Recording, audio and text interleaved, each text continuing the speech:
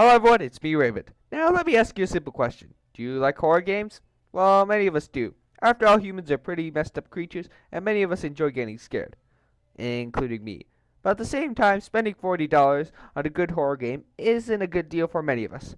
So with Halloween coming soon, I thought this was the perfect time to make a list of 5 free horror games that you can play this Halloween. Disclaimer, none of these games are ranked in order, and not all of them would be on Steam. Honorable mentions include Slender, The 8 Pages, Mindy's Eyes, I think that's how you say it, and A Walk in the Park. A Date in the Park. Whatever it's called. Now, let's get into the list. Number 1, The Witch's House. You may have never heard of this RPG-like horror game, but it's a lot scarier than it looks. The story follows a young girl who finds herself near well, you guessed it, a witch's house.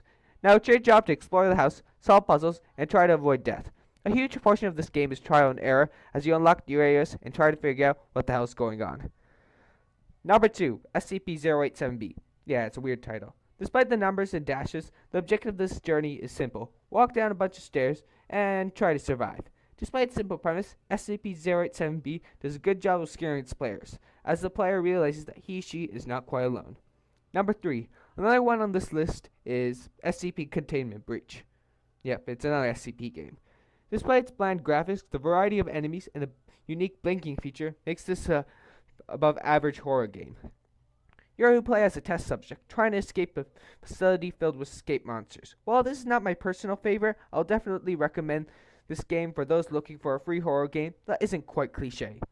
Now, you may be deceived by this game from a few quick glances, but this isn't just a cute game. It's actually quite unsettling. Yes, Spooky's Jumpscare Mansion is a game that kind of scared me.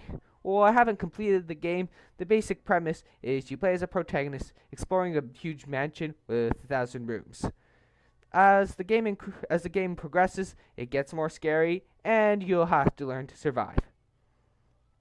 Definitely a worthwhile one.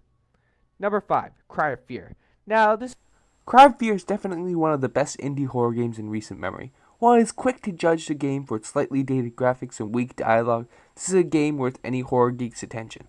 The perfect blend between horror and action is quite astonishing, as this is an aspect many horror games seem to struggle at. I'm looking at you, Resident Evil 5.